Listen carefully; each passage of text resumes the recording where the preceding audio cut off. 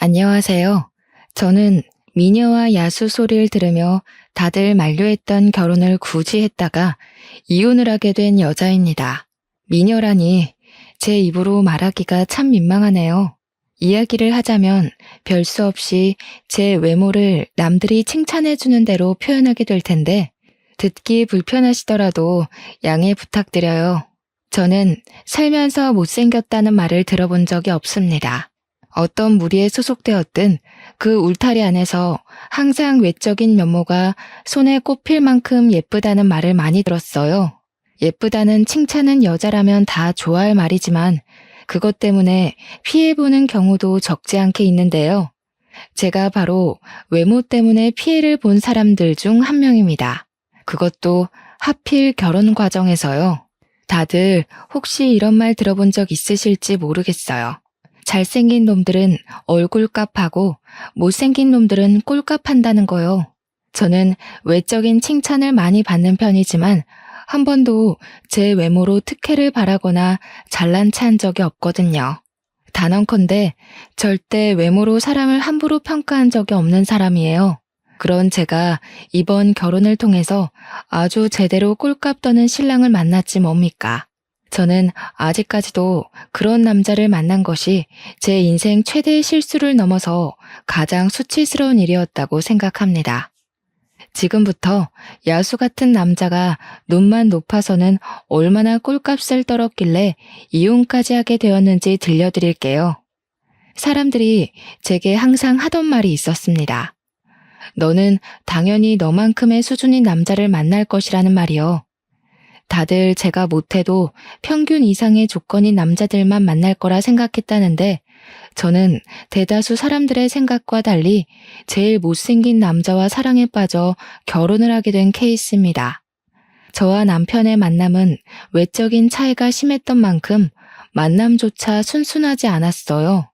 누가 저한테 남편 수준의 사람을 소개해 주려 하지도 않았고 다들 제가 눈이 높을 거라고 생각해서 잘난 남자들만 만족할 거라고 생각했대요.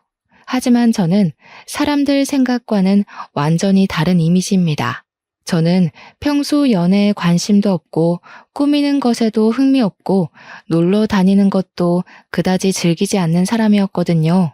제 삶은 집과 직장이 다였던 인생이었습니다. 그러니까 이 말뜻은 제가 남편과의 만남이 순순하지 않았던 건 저와 남편을 이어줄 생각조차 안 했던 친구들 입장과 어디 바깥을 활보하지 않는 제 집순이 성향 때문이었다는 겁니다. 절대 남편 수준을 무시해서가 아니었죠.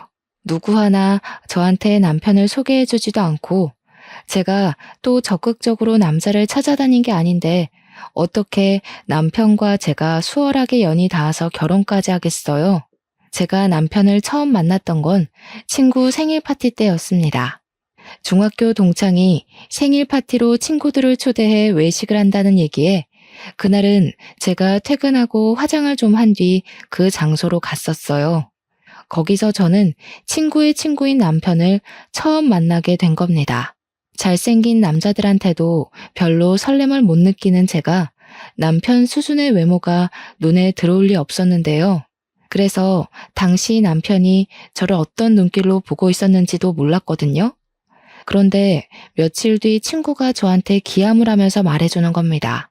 내가 남 평가하는 것 같아서 웬만하면 이 말까진 안 하려고 했는데 걔 너한테 관심 있다더라? 대체 그런 용기는 어디서 나오는 건지. 하여튼 조심해. 나한테 관심 있다고 하는데 왜 조심해? 날 좋게 봐준 거면 고마운 일 아닌가? 뭐 이렇든 저렇든 난 이미 관심 없어. 조심해야 돼. 걔가 못생겼는데 자존심은 무지 세거든. 애가 착하긴 해도 너를 탐낼 수준은 아니야. 네가 천배만배 아까우니까 조심하라고. 친구가 새삼스레 이상한 걱정을 해주는데 그땐 솔직히 오버스럽게만 보였고 그런 경고를 쉽게 넘겨들었습니다. 당시에는 저의 방심이 자연스러운 거였어요. 남편이 저를 찾아올 리도 없었고 솔직히 따지자면 일면식도 없는 거나 마찬가지인데 뭘 그렇게까지 주의를 주나 싶기만 했죠. 그런데 놀랍게도 제 생각은 단 2주 만에 뒤엎어졌는데요. 남편이 제 SNS를 뒤졌는지 호텔리어인 저의 직장을 알아내서 호텔 앞으로 찾아온 거 아니겠어요? 처음에는 못 알아봤는데 웬 못생긴 남자가 저한테 말을 걸길래 고객인가 싶어서 쳐다봤고 남편이 금세 신원을 밝혀주길래 알아차렸습니다. 남편이 제게 차 한잔하자고 제안하더라고요. 저는 별 볼 일 없다고 생각해서 거절했어요. 피곤하기도 했고 연애 자체에 관심이 없었거든요. 그런데 남편이 며칠 간격으로 계속 찾아오길래 스트레스를 받기도 하면서 한편으론 좀 무서운 거 아니겠습니까? 좋게 말해도 알아듣질 못하길래 경찰에 신고할 거라고 하니까 그 뒤로는 안 나타나더라고요. 솔직히 저는 이런 경험이 한두 번이 아니었어요. 특히 고등학교 때 야간 자율학습 마치고 밤늦게 귀가를 할 때면 이런 일들이 빈번하게 일어나곤 했습니다. 그래서 남편을 거절하는 것에 대해 그리 미안한 마음도 없었어요. 저의 이런 태도는 거만이라기보단 제가 이젠 남자들의 새카만 속내를 알만한 나이이기 때문입니다. 그런데도 제가 남편과 결혼을 하게 된 건 남편한테서 계속 오는 편지 때문이었어요. 남편은 제 번호를 친구한테 들어서 알 텐데도 제 직장으로 꾸준히 편지를 보냈는데 편지에는 항상 장문의 내용이 담겨 있었습니다. 처음에는 보지도 않고 버리다가 한날 제가 인생에 대한 회의감으로 무기력한 시기가 있었습니다. 다들 한 번씩 오는 인생 슬럼프 있지 않습니까? 저도 그런 상태였어요. 그래서 마치 아침 신문을 배달받는 것처럼 오던 편지를 한번 뜯어서 읽어본 적이 있었거든요. 내용은 별거 없었습니다. 그냥 자기 일상 얘기도 있고 날씨 얘기, 인간관계 얘기 등등 누가 라디오를 들려주는 것처럼 그런 일반적인 사람의 흔적이 묻어 있었습니다. 거기서 제게 인상 깊었던 부분은 편지의 마지막 멘트에 항상 제 마음을 복돋아주는 명언이 하나씩 적혀 있었다는 겁니다. 신기하게도 그 뒤로 그 편지를 받으면서 남들 사는 세상살이를 좀 더 폭넓게 느끼게 되었고 마치 포춘 쿠키 안에 행운의 매물을 보는 것처럼 적힌 명언대로 제가 지혜로워지는 느낌까지 받았어요. 그렇게 남편이 주는 편지를 통해서 저도 모르게 자존감이 서서히 채워져 갔죠. 덕분에 슬럼프 시기도 해를 넘기지 않고 훅 지나가 버렸습니다. 그러길 1년이 지속되었을까요? 이젠 남편의 편지가 기다려지고 남편이 뭘 하고 지내는지가 궁금하더라고요. 처음으로 남편을 제대로 마주보고 앉아 대화를 나눠보고 싶다는 생각이 들었습니다. 그래서 제가 그 많은 편지를 받았음에도 불구하고 딱 한 번 답장을 보낸 적이 있었는데요. 제 전화번호와 함께 만나자는 내용을 담아서 보냈고 그렇게 저희는 정식 만남을 갖게 된 거죠. 대화를 해보니 남편은 제가 아는 남자들 중 가장 착하고 성실하고 바보 같은 사람이었습니다. 모태솔로라고 하던데 여전히 남편의 외적인 부분은 제 타입이 아니었지만 그날따라 남편이 다르게 보이더라고요. 제가 사람 내면만 보고 완벽하게 넘어가게 될 줄은 정말 상상도 못했는데 그 길로 저는 결혼 약속까지 하게 됐습니다. 주위에서 저와 남편의 관계를 정말 많이 만류했어요. 제가 아깝다는 소리를 엄청 많이 들었습니다. 당연히 그들은 저처럼 남편의 진정한 내면을 모르니 그렇게 생각할 수도 있겠죠. 그럴 것 같아서 저는 그때마다 사람 외모만 보고 마음대로 판단 짓지 말라고 따끔하게 충고하곤 했습니다. 결혼식에선 보통 신부가 눈물을 많이 보이는데 저의 경우엔 남편이 울었어요.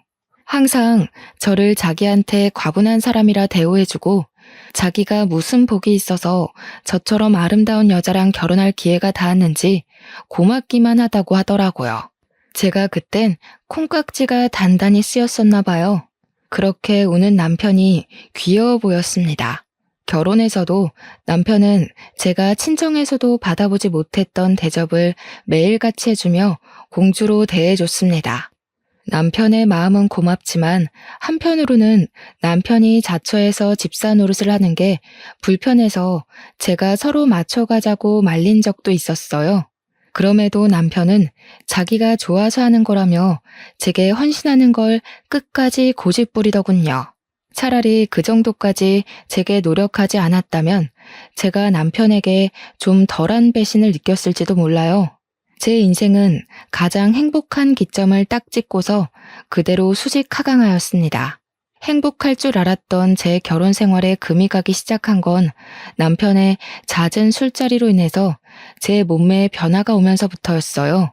신혼일 때 남편은 저를 여기저기 자랑을 하고 싶어 했는데요. 그 때문에 술자리를 정말 많이 돌았습니다. 그러면서 남편처럼 똑같이 모태솔로의 못생긴 친구들한테 저를 보여주며 마치 그 무리를 군림하게 된 왕처럼 행동을 했어요. 매번 착하고 순한 남편만 보다가 친구들 앞에서 기세등등한 남편의 모습을 보니 그건 제게 좀 낯설었습니다.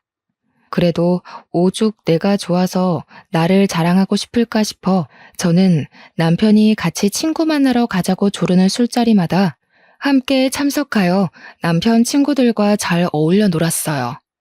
평소 술은 입에도 안 달고 살던 제가 단기간에 술자리와 야식자리가 많아지니까 당연히 급속도로 살이 찔 수밖에 없더군요. 몸매를 관리해야 되는 직업이기도 하고 먹는 것에 욕심 없어 몰랐는데 살은 한번 찌는 게 보이기 시작하면 무서운 속도로 불어난다는 걸 알았습니다. 직장 유니폼도 작아져서 2사이즈 큰 걸로 다시 주문하는 지경까지 되고 말았죠. 내 몸 내가 찌는 거 누구보다 제가 잘 알거든요. 굳이 지적해주지 않아도 알고 있고 더 불어나기 전에 관리해야 한다는 것 정도도 인지하고 있단 말이죠. 그런데 제가 황당했던 건 눈에 띄게 살이 찌자 남편이 변하기 시작했다는 겁니다. 어느 날 남편이 반바지를 입고 지나다니는 저를 보고는 뭐라고 한 줄 아십니까? 여보, 다리가 좀 튼 것 같은데?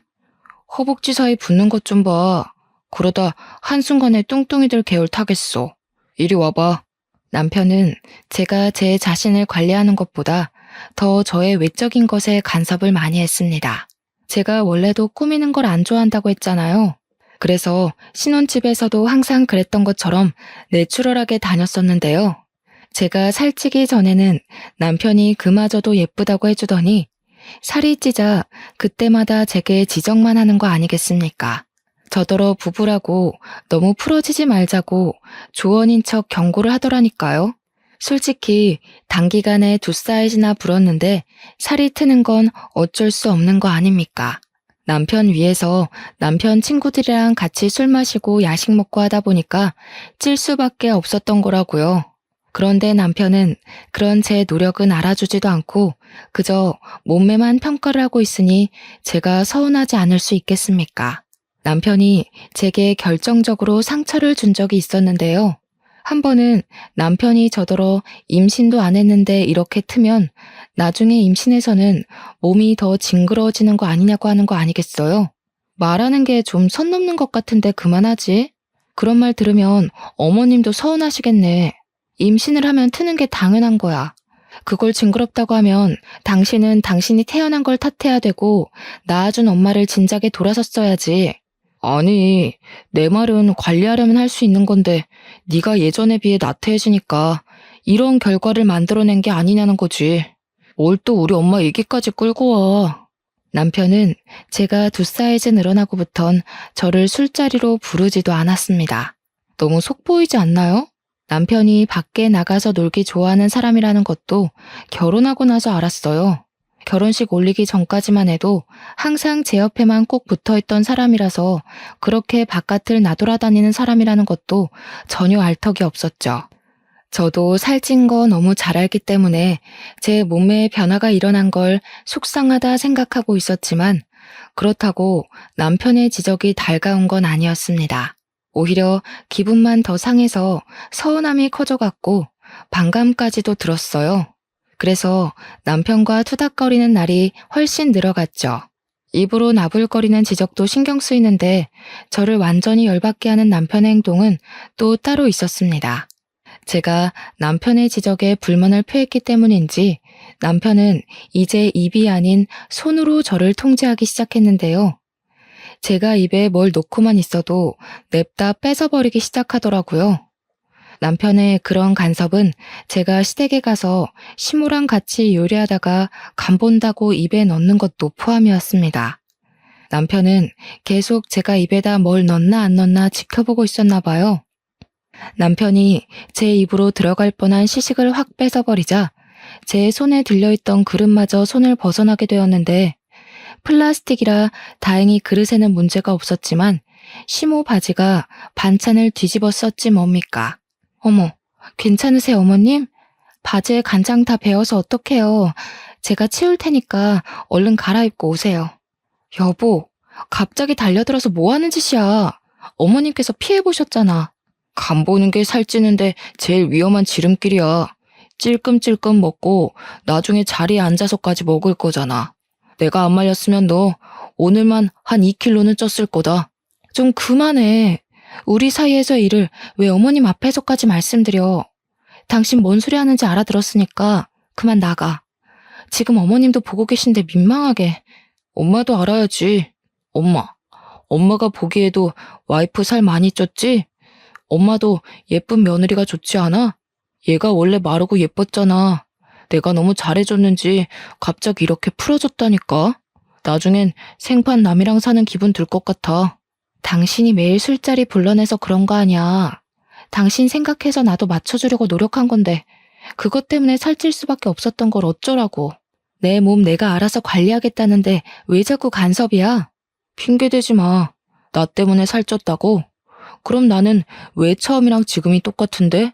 당신보다 술자리 많은 건 나야. 허구한 날 술 마셔도 결혼할 때랑 몸무게가 같다고. 근데 당신은 봐. 몇 달 전만 해도 나보다 체구 작았는데 지금은 나만 해줬잖아. 남편의 개소리 때문에 기가 차서 할 말을 잃고 있었는데 남편은 그 이후 더 짓거리지 못했습니다. 옆에서 저희를 지켜보고 있던 시모한테 뒤통수를 제대로 얻어맞았기 때문이었죠. 못생긴 놈이 바라는 것도 많다. 새아기 아니었으면 누가 너처럼 생긴 놈을 받아줬겠니? 새아기가 뚱뚱해져서 굴러다니더라도 너보다는 데려갈 놈 많을 거다. 가서 내 바지값이나 가져와라 이놈아. 시모가 간장 양념이 다 묻은 바지를 남편 쪽으로 털면서 남편을 주방으로 쫓아냈습니다. 상견례 때부터 알았던 사실인데 시모 성격이 참 털털하더라고요. 목소리도 좀 허스키한 편이라서 솔직히 초반에는 살짝 겁도 먹었었어요. 시모 성격이 얼마나 세면 시부도 시모 옆에선 아무 말도 못하더군요. 살다 보니 알게 된 건데 시댁의 실세는 시모였더라고요. 시모가 학창시절 때도 꽤 문제 일으키는 왈가닥이었다고 하길래 시집살이 제대로 하게 생겼네 라고 생각했었습니다. 그런데 각오하고 시작한 결혼 생활은 오히려 시모 덕분에 편했어요. 제가 아내 노릇 며느리 노릇이 서툴 때면 남편과 시부가 제게 한 소리 얹기도 했는데 그럴 때마다 시모가 끼어들어서 자체적으로 필터링도 해주었습니다. 결혼 처음부터 척척박사로 잘하는 아내, 며느리가 어딨냐면서 제가 하는 모든 일에 입도 못 대게 하였어요. 그래서 저는 결혼 생활 몇 개월간 시모만을 믿고 남편의 간섭도 참아가며 위로받았던 겁니다. 시모 말로는 남편이 외동이었던 건 시부의 외모를 닮은 사람이 또 나올까 싶어서였다고 했는데 시모가 그 말을 해줄 때 웃음을 참느라 힘들었던 기억이 나요. 실례인 거 알지만 남편 못지않게 시부 또한 잘생긴 얼굴은 아니었거든요. 남편이 시부를 아주 똑 닮았더라고요. 그래도 시부는 남편과 다르게 시모기에 정말 눌려 살아서 그런지 참 점잖은 분이었습니다. 유독 남편만 제 외모를 지적하고자 안달이었는데 남편 하나만으로 충분히 스트레스를 받거든요. 그런데 남편 같은 사람이 하나 더 나타난 거 아니겠습니까? 바로 남편의 사촌동생이었습니다. 아가씨는 집에 자주 오는 건 아니었고 결혼식 때 한 번, 명절 때 두어 번 본 게 다였어요. 그렇게 긴 틈을 두고 마주하곤 했으니까 아가씨 눈에는 저의 변화가 더 눈에 확확 들어왔을 겁니다. 아무리 그래도 그렇지 아가씨랑 저는 말 그대로 10손가락 안에 꼽힐 만큼만 봤을 뿐 서로 함부로 할 만큼 가까운 사이가 아니었거든요. 그런데 아가씨가 제 몸매를 대놓고 지적을 하더라고요. 저보다 한참 어리던데 솔직히 식구라고 해도 좀 무례한 짓 아닌가요? 아, 참고로 아가씨도 못생겼습니다. 언니, 임신도 하기 전에 살쪄서 오빠가 일할 맛이 안 나겠어요. 나중에 임신까지 하면 굴러다니는 거 아니에요? 네가 봐도 그렇지. 아무도 내 말에 동감을 안 해줘서 얼마나 억울했는데. 이참에 네가 우리 집 좀 자주 와서 내 와이프 정신 좀 차리게 해주라. 저것 봐, 다리가 완전 무다리가 됐잖아. 저게 어디 여자 다리야? 어머, 그러네. 언니, 아무리 그래도 얼굴 믿고 너무 관리 안 하는 거 아니에요? 솔직히 언니는 관리 안 할 정도로 막 예쁜 건 아니거든요. 언니 같은 얼굴은 몸매가 받쳐줬을 때 빛을 발하는 외모라 반드시 몸매가 날씬하다는 전제가 있어야 된다고요. 아가씨랑 남편은 제가 눈앞에 있기만 하면 신이 나서 저를 앞에 두고 까기 시작했는데요. 제가 한마디 하면 100% 시댁 분위기가 뒤집어질 걸 알고 있기 때문에 최대한 말을 아꼈거든요. 그런데 아가씨도 아가씨지만 남편 입이 가벼운 게 정말 꼴 보기 싫더라고요. 한 소리 해야겠다 싶을 정도로 분노가 차올랐던 게 한두 번이 아닌데 제가 한 번도 시댁을 뒤엎은 적이 없던 이유는 남편과 아가씨가 입을 놀릴 때마다 시모가 대신 나서줬기 때문입니다. 시모는 그들에게 늘 같은 소리만 반복했어요. 아주 못생긴 것들이 둘이서 말도 많다. 너희들 둘 재산을 합쳐서 설쳐봐라. 너희들은 가진 것 전부를 걸어야 그나마 부인이랑 대등해지지 않을까 싶은데 당장 길거리에 나가도 아마 부인이 모시고 살 사람만 줄을 섰을 거다. 시모가 남편과 아가씨에게 혀를 끌끌 차며 주제에 넘는 소리 하지 말라고 하면 거짓말처럼 둘 다 입을 싹 다물더라고요. 제가 나서서 판을 엎을 필요가 없었다는 거죠. 거기까진 시모 도움 덕분에 참을만 했어요. 그런데 웃긴 건 아가씨가 정말 저희 집에 찾아오기 시작했다는 겁니다. 아가씨는 일부러 제가 쉬는 날에만 맞춰서 찾아왔고 남편이랑 쌍으로 저의 외모를 지적하며 스트레스를 안겨주었어요. 시모 때문에 시댁에서는 저를 시원하게 까질 못했던 두 사람이 신혼집에서는 물 만난 고기처럼 펄쩍펄쩍 뛰었습니다.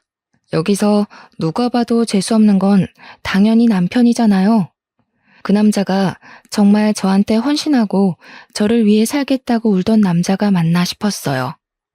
남편은 그렇게 점차 얄미운 사람으로 변질되어 갔습니다. 스트레스가 2배가 되니까 제 몸에도 결국 이상이 생기더군요. 심신이 망가지니까 육신까지 기력을 잃어서 스트레스성 위경련까지 발병하고 말았습니다. 며칠간 병원 신사를 졌는데도 불구하고 이것들 하는 짓은 갈수록 더해지기만 했어요. 저도 더 이상 말대답만 해주면 안 되겠더라고요. 제 몸이 망가지니까 하늘도 저를 안쓰럽게 봐준 건지 저한테 좋은 기회를 내려준 적이 있었는데요. 언니, 저 결혼할 사람이 있는데 언니가 좀 봐주실래요? 제 남자친구가 몸매 좋은 사람이 이상형이라고 하더라고요. 혹시 제 몸만 좋아하는 건 아닌가 싶어서 영 불안한 거 있죠? 언니가 나이 좀 있으니까 저보다 남자 보는 눈이 제대로일 것 같은데 잘 좀 봐줘요. 아가씨가 결혼까지 생각하고 있다는 사람을 저한테 소개해준다고 하더라고요. 그러니까 말 그대로 아가씨는 몸매가 참 좋은 여자였어요. 아가씨가 내세울 건 내면도 아닌 몸매뿐이었죠. 제 당시 몸무게가 65kg였는데 아가씨는 50kg 초반이었던 걸로 압니다. 저한테 떳떳하게 몸무게를 자랑했어서 아주 잘 기억하고 있어요. 키는 아가씨보다 제가 좀 더 커서 사실상 제가 65kg라 하더라도 저를 잘 모르는 사람들은 항상 저더러 늘씬하다고 칭찬을 해주었습니다. 아마 자기 남자친구 봐달라고 부탁하는 것에서 아가씨 속셈은 따로 있었을 거예요. 저랑 자기 몸매를 대놓고 자기 남자친구한테 보여주면서 비교하려고 하는 의도겠죠. 너무 눈에 보이는 여우짓이었습니다. 그런 사람들 있지 않습니까? 여우짓 잘 못하는 애들. 여우짓 한 번도 안 해본 애들이 어중간하게 도화살인 척 하면서 본인의 매력을 반감시키는 짓 하곤 하잖아요. 아가씨가 딱 그 짝이었어요. 제 부른 몸매를 이용해서 자기 남자친구한테 점수를 더 따려는 목적으로 부탁한 거겠죠. 그 못난 속심이 보여서 솔직히 짜증이 났지만 저는 아주 흔쾌히 수긍을 했습니다. 하늘이 주는 복수의 기회라고 생각했어요. 제가 약간의 튼살은 생겼을지라도 태생부터 군살은 별로 없는 편이었어서 들어갈 때 들어가고 나올 때 나온 라인이 약간은 남아 있었거든요. 물론 결혼 전보다는 못했지만요. 그래서 아예 작정하고 처녀 때처럼 꾸며서 나갈 생각으로 아가씨 제안을 허락했던 것입니다. 눈에는 눈, 이에는 이가 얼마나 무서운지 그 어린 아가씨한테 알려주고 싶더군요. 저는 일할 때도 피부와 속눈썹 화장만 했었는데 영상을 보고 배우기까지 하며 메이크업에 힘을 줬습니다. 아가씨가 분홍빛 화장을 자주 하더라고요. 도화살인 척 하면서 말입니다. 그래서 저도 분홍빛 계열로 메이크업을 했죠. 안 그리던 아이라인까지 그렸고요. 남자들이 환장한다는 기다란 흑색 생머리까지 했습니다.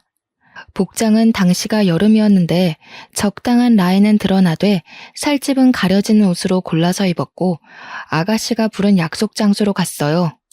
오랜만에 꾸며서 그런지 은근슬쩍 따라붙는 남자들의 시선도 오래간만에 느꼈습니다.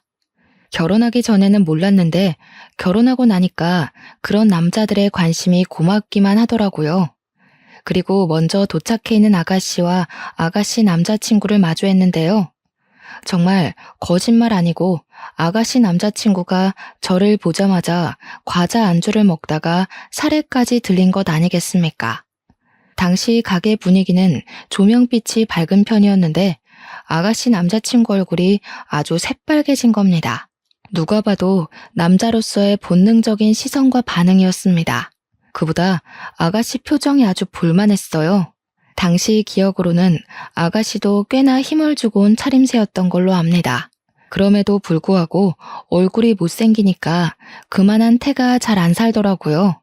아가씨는 제가 집에서처럼 후줄근하고 꾀지지하게 나올 거라 생각했나 봐요. 제가 너무 펑퍼짐한 옷만 입고 다녀서 제 몸에 군살이 있는지 없는지도 몰랐겠죠.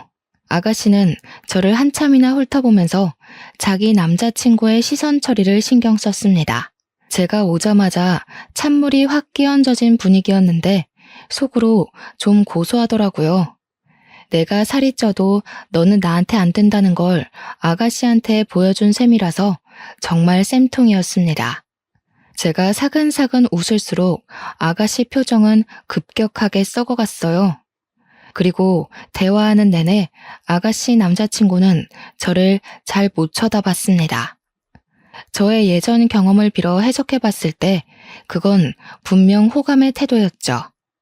제가 웃을 때마다 아가씨 남자친구가 한 번씩 넋 놓는 표정을 지었는데 그때마다 아가씨가 짜증을 내는 바람에 제게서 시선을 거두길 반복했어요.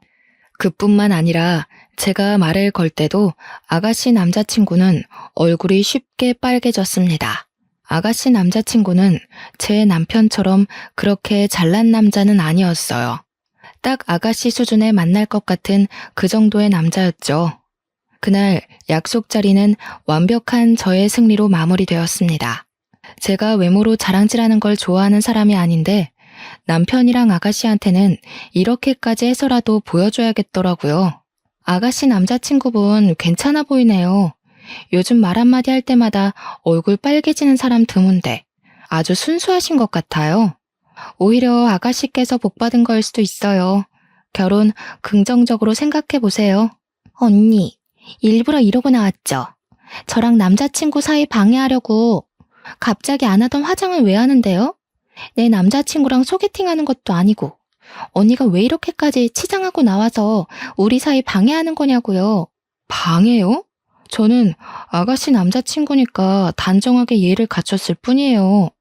제가 이렇게 나왔다고 둘 사이가 방해되는 거면 그 남자친구분이 아가씨 별로 안 좋아하는 거겠죠. 아니면 겉모습에 쉽게 현혹되는 사람이거나. 아가씨는 속에 열불은 나지만 더 따질 건더기가 없어서 획 돌아섰고 남자친구가 대기하고 있는 차로 쌩 가버렸습니다. 데려다 주는 걸 바란 건 아닌데 그래도 아가씨 부탁으로 제가 그 자리에 갔으면 태워줄까요? 한 소리 정도는 들을 수 있는 거 아닙니까? 그런 말조차도 안 하고 볼일 끝났다는 듯 가버리더라고요. 뭐 아가씨 입장에선 제가 자기 남자친구랑 한시도 같이 있는 걸 바라지 않겠죠. 그리고 바로 그날 집으로 돌아오는 길에 저는 아주 황당한 장면을 목격하게 되었습니다. 집 가는 길에 남편이 잘 다니는 술집이 하나 있는데 그날 밤에도 남편이 그곳 앞에 있더라고요. 그런데 웬 여자를 하나 끼고 있는 거 아니겠습니까? 남편한테는 여자 사람 친구가 없어요. 남중남고 공대를 나왔기 때문도 있고 여자를 어울릴 만한 매력도 없던 사람이었거든요. 남편이 언제 한번 저보고 신혼초 때와 다르게 겉모습이 변해서 스킨십할 생각이 안 든다는 말을 한 적이 있는데요. 그래서 바람이라도 피기로 작정한 건가 싶더라고요. 저는 제가 남의 외모를 깎아내리며 무시하는 면이 있다는 걸 남편 덕분에 깨우쳤습니다. 남편이 여자를 끼고 동네방네 들릴 목소리로 하하거리고 있는데 순간 그 꼴을 하고도 바람 피울 용기가 있네 싶은 거 있죠. 못생긴 놈이 바람나면 진짜 더 화나는 거라고 친구한테 들은 적 있는 말인데 충분히 공감이 되었습니다. 남편 얼굴로도 바람을 피울 수 있구나, 바람에는 조건이 없구나 생각이 들더군요. 저는 남편이 웬 여자 허리를 감고 있는 모습을 카메라로 찍으면서 그곳으로 갔습니다. 제가 오랜만에 빡세게 화장을 했더니 처음엔 남편 친구들이 저를 못 알아보더라고요. 제게 길을 터주면서 가게 문까지 친히 열어주는데 그때 저와 남편의 눈이 정통으로 마주쳤습니다. 남편은 저를 보고 와 하는 눈빛으로 구경하는 것 같다가 뒤늦게 놀라서 사색이 되는데 그 몰골이 얼마나 우스웠는지 몰라요. 그리고 남편 옆에 딱 붙어있던 여자는 역시나 남편 수준에 걸맞은 같은 급의 여자였습니다. 여보? 아니 어떻게 된 거야? 이렇게까지 차려입고 어디 갔다 오는 길인데 그보다 무슨 바람이 들어서 안 하던 치장을 다 했어? 축하해, 새 부인 맞이하게 된 거. 어머님 말대로 혼인신고 늦춘 거 너무 다행이다. 너한테 내가 너무 아깝긴 했어. 그만 이혼하자. 근데 여자분이 너무 보는은 없으시다. 고작 이렇게 생긴 남자 때문에 소송까지 당하게 생겼네요. 혼인신고 안 해도 상간녀 소송은 가능한 거 아시죠? 당시 남편 친구들은 술에 취해 있었는데 친구들이 남편 상간녀 앞에서 대놓고 상간녀와 저를 비교하며 상간녀 외모를 지적하기 시작했습니다. 남편한테 욕까지 하더라고요. 이렇게 예쁜 와이프를 두고 생기다만 여자랑 미친 짓 했다고. 넙죽 엎드려 절을 하고 살아도 모자랄 판에 왜 사서 못생긴 여자로 갈아타냐고 악담을 퍼붓더군요. 분명 방금까지 분위기가 좋았던 걸로 봤는데 순식간에 상황이 뒤바뀌어 버렸어요. 기분 나빠도 제가 나빠야 할 상황에서 오히려 상간녀가 너무 많은 지적을 당하는 바람에 여자로서 자존심이 상당히 깎였죠. 상간녀가 얼굴 벌개져선 남편을 밀치고 돌아가 버리더라고요. 상간녀야 소송해버리면 그쪽에 볼 일은 더 이상 없는 거고 저는 남편의 태도가 기분 나빴습니다. 친구들한테 따끔하게 욕을 먹으면서도 상간녀와 제 사이에서 갈피를 못 잡고 있는 거 아니겠습니까? 기분 상해서 저도 먼저 집에 돌아와 버렸는데요. 양심은 있는지 남편이 저를 급하게 뒤따라왔더라고요. 저를 붙잡더니 하는 말이 뭔 줄 아시나요? 좀 전에 있었던 불륜 현장을 변명해도 모자랄 판에 글쎄 저더러 살을 뺐냐고 묻는 거 아니겠어요? 이 와중에 그저 외적인 것만 언급하는 남편이 재수없어서 저는 들고 있던 가방으로 남편 머리통을 후려쳤습니다. 남 평가하기 전에 네 주제나 생각해. 평생 여자 못 만날 팔자 구제해줬더니 아주 꼴값을 떨고 자빠졌다. 나 너랑 이혼할 거니까 그런 줄 알아. 여보, 미안해. 나는 당연히 자기 있는 그대로가 좋아. 그런데 예쁜 거에 환장하는 건 남자로서 당연한 거니까. 자기더러 계속 살 빼면 좋겠다고 한 거야. 당신 너무 예쁜 사람인 걸 누구보다 내가 잘 아는데 결혼하고 나서는 죽어가는 꽃 같아서 그랬어. 내가 당신 자존감 높여주려고 도와준 거라고. 이러니까 모태솔로지. 넌 상대방 욕하고 단점 공격하면서 자존감을 높여주니? 내가 똑같이 해볼까? 아스팔트에 눌어붙은 껌같이 생겨가지고. 네가 돈을 잘 벌기나 해? 볼 거라곤 헌신짝처럼 애쓰는 순수한 마음밖에 없던 놈이 이젠 그마저도 사라져서 이젠 완전 볼품 없어졌네. 뭐라고? 아스팔트? 뭐? 당신 여태 나랑 살면서 그런 생각하고 있었던 거야? 내가 아무리 당신보다 못났다고 하더라도 사람은 겉모습이 다가 아니거든? 어떻게 그런 말을 할 수가 있어? 먼저 겉모습에 정신 빠져있던 게 누군데 나보고 죽어가는 꽃 같았다며? 그래, 주제도 모르고 잘도 나불거렸다.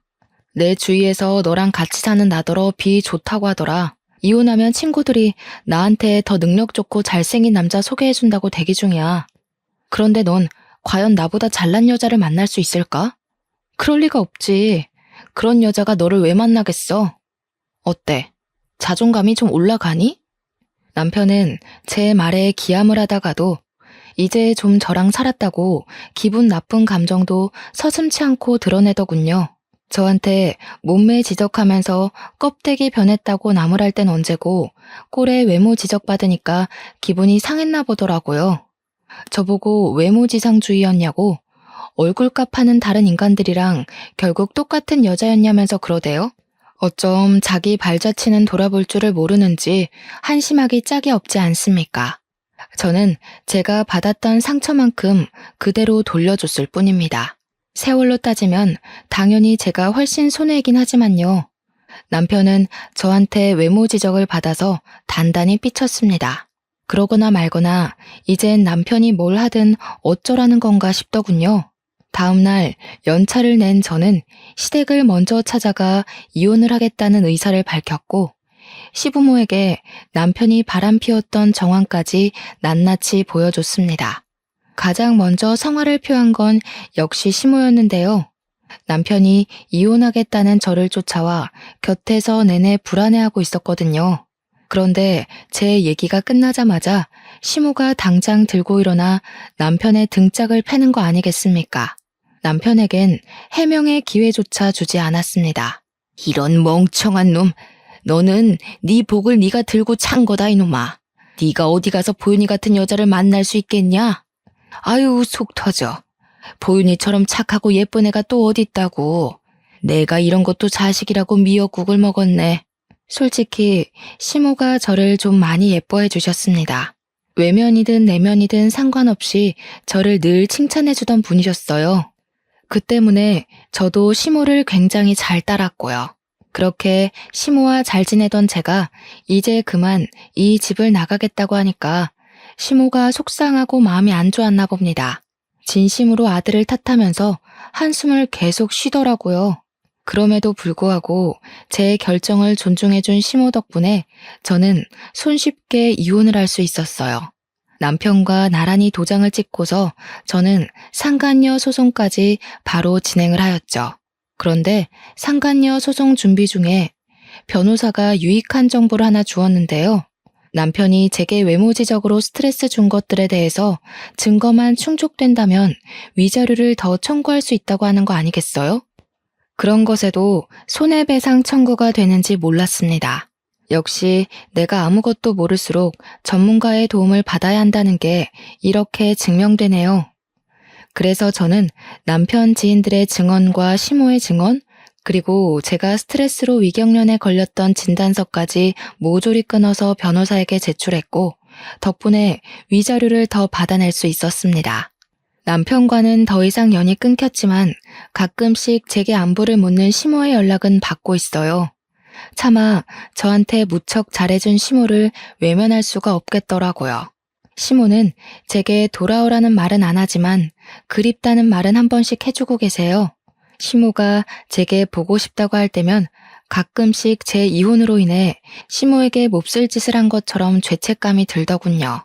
그래서 시모와는 특별한 인연으로 관계를 이어갈까 합니다. 아차차, 그리고 아가씨는 그때 저한테 인사시켜준 그 남자친구랑 헤어졌다고 하더라고요. 제가 그걸 어떻게 알게 됐냐면 아가씨가 만나던 남자가 저한테 개인적으로 연락이 왔었어요. 어떻게 제 번호를 알아냈는지 모르겠는데 아무렴 아가씨가 직접 알려줬을 리는 없으니까 혹시 아가씨 휴대폰을 좀 뒤져본 게 아닌가? 일단 그 정도로만 추측을 하고 있습니다. 어쨌든 그 남자는 저보다 7살이나 어린 남자인데요. 연락한 이유가 굉장히 당황스럽더라고요. 글쎄, 아가씨한테 헤어지자고 통보하고 저한테 대시를 하는 게 아니겠습니까? 제 사정도 모르고 연락을 한 것 같길래 제가 이혼녀라고 말을 해줬거든요. 그런데 아무리 말해도 그 남자는 자기 그런 거 상관없다면서 자기는 외모보다는 내면을 바라본다고 그날 아가씨가 저를 소개해줬을 때 대화해보니 너무 자기 타입이었다고 하는 거 아니겠어요? 듣는데 어쩜 제 못난 전남편과 수법이 똑같던지 고작 2-3시간 만에 제 내면을 보였을 리가 있겠어요? 결국 자기도 내 외모에 반해놓고 내면 타령을 하면서 입에 발린 말을 해대는데 자꾸만 전남편 모습이 겹쳐서 불쾌하더라고요. 제가 말씀드렸죠. 이 남자도 딱 아가씨 수준에 걸맞은 촌스러운 남자라는 건 말입니다. 저한테 내면 타령하면서 매달리는데 한숨밖에 안 나오더군요. 그냥 차단 박으려고 했는데 과거에 저한테 막말하던 아가씨가 떠올랐지 뭡니까. 유일하게 아가씨한테만 별 타격을 못 주고 이혼해버렸는데 마지막 피 한 방울까지 제대로 빨아먹어주고 싶더라고요. 그래서 그 남자애가 연락 온 거 전부 캡처해서 아가씨한테 전송해버렸습니다. 아가씨가 곧바로 전화가 오길래 받지도 않고 끊었더니 제가 받을 때까지 미친 듯이 연락을 해대더라고요. 벼랑간 더 이상은 제 손밖을 벗어난 일이라 생각하고 남자애랑 아가씨 둘이서 잘 해결하길 바랄 뿐으로 손 털어버렸네요. 그리고 저는 현재 이혼녀지만 당당하게 살고 싶어서 다이어트를 열심히 했어요. 식사량만 줄였더니 바로 5kg가 빠져버리더군요. 이 기회에 아예 몸을 제대로 만들고 싶어서 헬스장까지 등록했고 운동하다 보니까 새로운 곳에 재미까지 들려버리고 말았죠. 1년 동안 개인 운동 다니면서 트레이너의 추천으로 지금 피트니스 대학에 나갈 준비 중에 있습니다. 한 번도 도전해보지 않았고 감히 상상도 못해본 길인데 하루하루 준비해 가는 날이 알차고 힐링도 많이 되더라고요. 마치 제2의 인생이 시작된 기분이랄까. 아마 제가 아이가 없었기 때문에 아무 일 없던 것처럼 싱글로 빠르게 복귀할 수 있지 않았나 싶습니다. 다른 사연들 보니까 아이 때문에 이혼을 하고도 고충을 겪는 분들 꽤 되시더라고요. 홀로 아이를 키우다 보니 사회적 억압도 2배, 책임감도 2배, 스트레스도 2배가 아닙니까? 저도 저지만 사실 그런 분들이 정말 대단하고 존경스러운 여성분들이 아닌가 싶어요. 어떻게 그런 걸 다 이겨내고 앞으로 전진할 수 있는 건지, 희망을 꿈꿀 수 있는 건지 놀랍기만 하네요. 그런 게 엄마들만이 가질 수 있는 초능력인 걸까요? 그리고 제가 사연을 쓰는 동안 외적인 비하 발언을 많이 할 수밖에 없었는데요. 전 남편의 가벼운 행실을 참기만 할 수가 없어서 저도 모르게 똑같이 행동을 해버렸어요. 그 부분은 반성하고 있고 어디 가서 함부로 남의 겉모습만 보고 판단하지 않도록 저를 끊임없이 돌아보고 있습니다. 제게 피해를 주는 발언에 맞서는 게 아니라면 앞으로도 쭉 외모 평가는 할 생각이 없습니다. 계속 조심할 거고요. 어찌 보면 별일 아닌 걸로 이혼을 했다고 생각할 수도 있겠지만 저는 제 자존감을 지키고 싶었어요. 저를 함부로 대하는 사람과 평생을 함께할 자신이 없어서 그만 이혼이란 길을 선택한 것이니 제 결정에 후회는 하지 않습니다. 가벼운 선택을 했다고 보진 말아주셨으면 좋겠어요. 다들 나를 지키는 방법은 많고도 다양한 거잖아요? 그만 제 사연을 마무리하도록 하겠습니다. 들어주셔서 너무 감사드려요.